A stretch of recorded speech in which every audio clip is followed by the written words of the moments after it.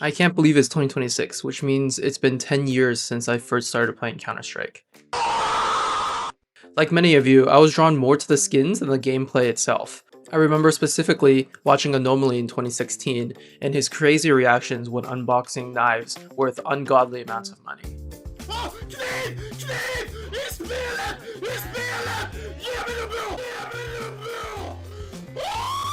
Now I feel like the skin aspect of the game is a lot more popular than, let's say, the professional scene.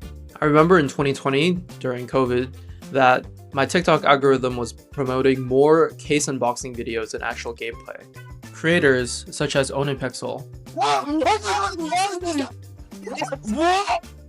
are now more popular than ever. So if you don't play Counter-Strike, here's the deal. CS skins are weapon designs. They don't make you better, they don't change gameplay, they just make your gun look different. That's it. Yet some skins cost less than $1, others have sold more than a car. A few have sold for more than people's college tuitions. And 10 years later, that same skin market is still here. It's bigger, it's more liquid, and honestly more sophisticated than we'd like to realize. So today, for the first episode of Side Notes, I want to take a look at the game that's been with me for the last 10 years of my life and ask a question that might sound dumb until you really think about it. Did CSGO skins turn into some kind of money? When you zoom out and look at how CS skins are priced, traded, trusted, and stores of value, it starts to look less like just pixels and more like an intricate financial system that grew up inside a video game that we all love. So let's break it down. Now, before anyone states the obvious, no, skins are not technically money. You can't go and pay your landlord using a Doppler knife, unless maybe the landlord is an avid CS enjoyer themselves. What I mean by money is the way that economists define it, and they define it by what money does. So instead of asking, are skins officially money, and thinking about it as, can I go down to the supermarket and pay using them? The more interesting question to ask is, do skins behave like money? Economists define money as satisfying 6 basic properties. So if anything satisfies these 6 basic properties, then technically they are a money, even if no government is involved. So what are these 6 basic properties? They are durability, portability, scarcity, uniformity, divisibility, and acceptability. Let's walk through each of them one by one and why they're important.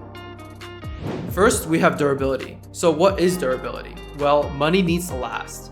For example, if I have a dollar bill in my pocket and that dollar bill gets old and gets degraded, and the value of that dollar bill is no longer $1, that means that this money isn't a great store of value. It makes people lose trust in the money. Now, for CS, these skins don't physically degrade or wear out with use. But here's the catch. Their durability depends entirely on Valve, the company behind the game. If your account gets banned, or rules change, or the platform just one day completely disappears, your skins are gone, and the value behind it is completely gone too. So they're durable in form, but fragile institutionally. Second, we have portability. So why is portability important? Well, money needs to be able to move easily. You should be able to carry it around you so it makes it easier for you to spend it. This is especially important in the past, before the invention of paper money. Before, when coins were made of metal, it was incredibly inconvenient for you to make large purchases because you had to carry a lot of heavy coins with you in order to buy something. Now, CS skins are extremely portable. You can move them instantly across accounts, across countries. You can even carry them on your phone using the Steam app.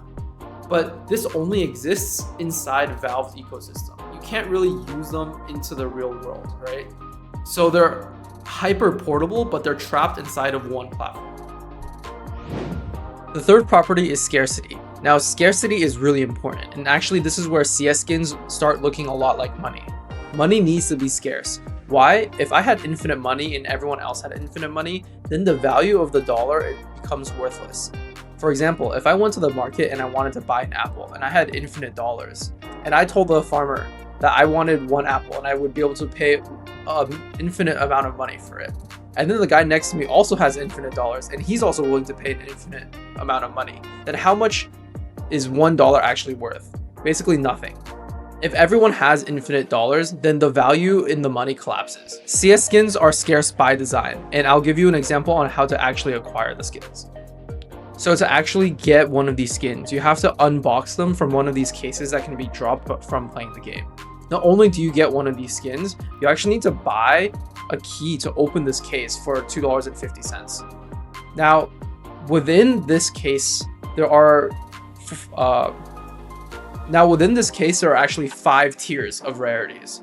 Blues have around an 80% chance of dropping. Purples have around a 15% chance of dropping. Pinks have around a 3% chance of dropping. And then golds and reds fill out the last remaining percentages. Now, the scarcity comes from how rare it is to be able to get one of these skins, as well as the upfront money required in order to acquire one. Not only do you have the rarity from getting the random drop, in this case, which would be the weapon case, you also have to pay the $2.50 in order to have a chance at getting some of the items. So just for fun, we're gonna open up one of these cases and see what we get.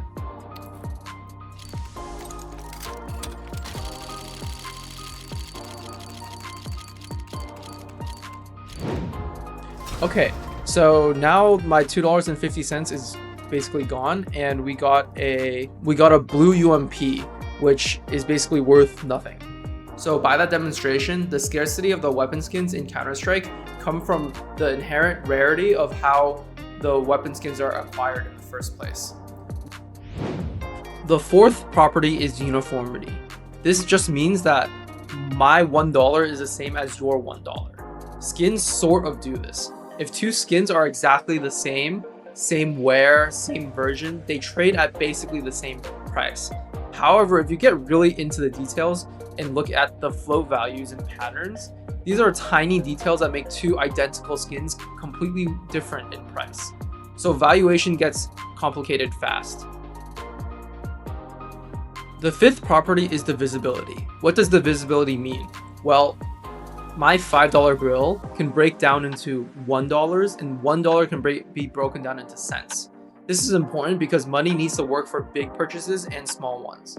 Let's imagine a world where the smallest bill you had was $5. If you want to go buy a coffee, it would be a nightmare. You would either have to buy more coffees in order to fill out that $5, or you wouldn't be able to buy it at all. CS skins are technically not divisible. You can't own half a skin. In the past, members of the community would use keys, the same keys that you open cases with, in order to break down items into smaller values. Because you can buy keys from Valve at any point for $2.50, instead of saying that a skin was $20, they would say it was 8 keys. However, Valve got rid of that, and now keys are no longer tradable. So right now, the market functionally solves this because there are cheap skins that act like spare change. There are mid-tier skins, and there are high-end skins that can act like large bills. Is it elegant? No. Does it work well enough? Actually, surprisingly. The last and most important property is acceptability. Money only works if people agree to accept it. Inside the CS ecosystem, skins are widely accepted.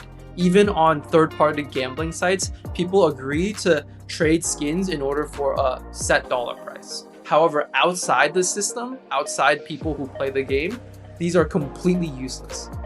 You cannot pay rent with a knife skin. You cannot pay for your groceries or your gas bills or fill up your car using a CSGO skin. So acceptability is high internally, but outside, almost zero. This is the most important and most difficult property to achieve. And actually, this is the biggest obstacle for cryptocurrencies like Bitcoin and Ethereum. So then, are skins really money? When you put all of this together, you get something interesting. CS skins aren't fake, but they're not real money either. They're scarce, they move easily, they store value, but they're locked inside a platform and held together by trust in one company, in one game. The best description is this: they're platform-bound quasi-money. And this is just fancy for kind of. And this is the part that I find genuinely fascinating. This isn't just a gaming thing. As more of life moves onto platforms, we're going to see more of these weird private economies. I'm reminded constantly of the movie Ready Player One, where the currency inside of that game can be exchanged for real-world items. So the CS skin market blurs a lot of lines: fun versus finance, playing versus working, and collecting versus investing. And once you notice that blur, you just kind of start seeing it everywhere. So no, unfortunately, your CS skins are not going to replace the US dollar, but they show us something important. It's about trust, structure, and shared belief. And more importantly, it gives me an excuse to teach you the 6 properties of money. Thank you so much for watching the first episode of Side Notes. If you have any other concepts or topics that you'd like me to cover, please comment down below.